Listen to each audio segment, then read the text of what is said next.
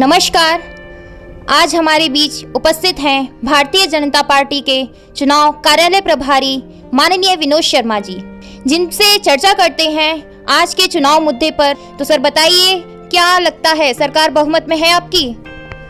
Bharatiya Janata party की आज जो सदन में संख्या है उसमें भारतीय जनता पार्टी बहुमत में है और जनता का समर्थन बहुत हमारे साथ है। आगामी चुनाव में 28 की 28 सीटें भारतीय जनता पार्टी जीतने वाली है और एक बड़े बहुमत की सरकार मध्य प्रदेश में स्थापित होगी।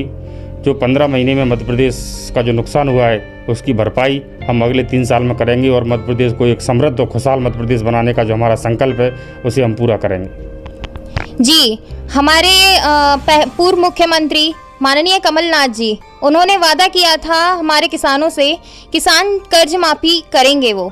तो क्या लगता है आपकी सरकार कर्ज माफी करेगी? क्या है, कमलनाथ जी ने जो सरकार बनाई थी वो झूठ की बुनियाद पर, झूठ की इमारत पर खड़ी हुई सरकार थी। उन्होंने कहा कि हम किसानों की कर्ज माफ़ी करेंगे, ना तो उन्होंने किसानों की कर्ज माफ़ी की। युवाओं को कहा हम बेरोजगारी भत्ता देंगे, ना युवाओं को बेरोजगारी भत्ता दिया। उन्होंने कहा हम लाडली लक्ष्मी योजना को बढ़ाएंगे। कन्यादान योजना में जो शिवराज सिंह की सरकार 25,000 देती थी, भाजपा हम 50,000 देंगे। 50,000 तो छोड़ो, वो 25,000 भी नहीं दिए। इस तरह से एक झूठ का प्रोपेगेंडा खड़ा करे और मतदाता को छलकर जो सरकार बनाई गई थी, जिससे मध्य प्रदेश तराई तराई कर रहा था, उनके झूठ बेनकाब हो चुकी है। और भारतीय जनता पार्टी जो कहती है वो करती है, उस संकल्प के आधार पर काम कर रही है और जिस तरह से व्यापक जन समर्थन हमें मिल रहा है और चारों तरफ भारतीय जनता पार्टी कार्यकर्ता हर बूथ पर तैनात है, भारतीय जनता पार्टी भारी बहुमत से मध्य प्रदेश में सरकार बनाने जा रही है। जी, आज हमारे युवाओं की परेशानी है बेरोजगारी। बेरोजगारी इस हद तक बढ़ गई है कि हमारे युवा आत्महत्या तक कर रहे हैं। बोलते हैं कि सरकार हमें रोजगार नहीं दे रही है, तो क्या अवसर रहेंगे रोजगार के? बिल्कुल, भारतीय जनता पार्टी की सरकार ने छोटे उद्योग, मझोले उद्योग को बढ़ावा देने का काम किया है। स्वरोजगार के प्रकल्प चलाए हैं, चाहे मेक इन इंडिया हो, मेड इन इंडिया हो, इस तरह के तमाम प्रयास भारत सरकार और मध्य प्रदेश सरकार रोजगार के क्षेत्र में बहुत बड़ा काम कर रही है। सहकारिता के क्षेत्र में भी हमने प्रयास काम शुरू किए हैं। अन्य विविध क्षेत्रों में और सारी मध्य प्रदेश में जो नौकरियों में रोक लगी हुई थी वो भर्ती सब दोबारा से पुनः चालू हो गई है। युवाओं को रोजगार के अवसर सरकारी नौकरियों में भी मिलना प्रारंभ होंगे।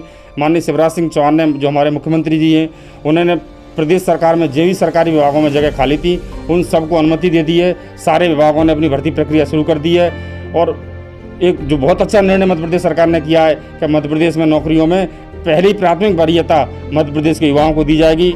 तो मुझे विश्वास है कि जिस तरह से वैकेंसी खाली होने वाले आने वाले समय में मध्य प्रदेश में बड़ी संख्या में युवाओं को सरकारी नौकरियों में भी जगह मिलने वाली है। जी बिल्कुल, ये तो बहुत अच्छी बात होगी कि हमारे युवाओं को रोजगार मिलेगा। आगे आपकी सरकार की क्या रणनीति होगी, क्या लगता है आपको, कुछ बताना चाहेंगे?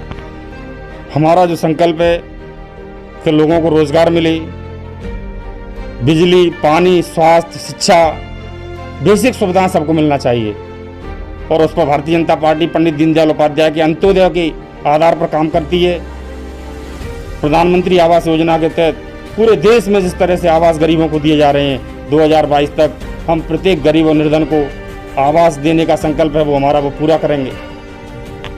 जी, तो हमारे युवाओं के लिए आप कुछ बोलना चाहेंगे, हमारी जनता के लिए कुछ कहना चाहेंगे? पहले मोदी सरकार की लहर चली थी, काफ़ी बड़े पैमाने पर वो लहर चली थी, अभी भी है, पर अभी कुछ कांग्रेस पार्टी का भी लहर चल रही है और सिंधिया जी को भी बताया जा रहा है कि उन्हें काले झंडे दिखाए गए। इस बारे में कुछ कहना चाहेंगे सर?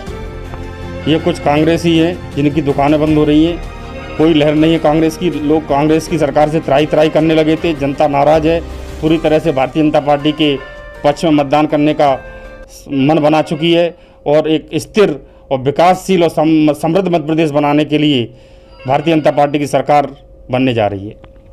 तो आगे फिर मुलाकात होगी एक और खास सक्सेस के साथ, तब तक के लिए बने रहिए हमारे साथ। नमस्कार, मैं रुचि शर्मा, ग्वालियर।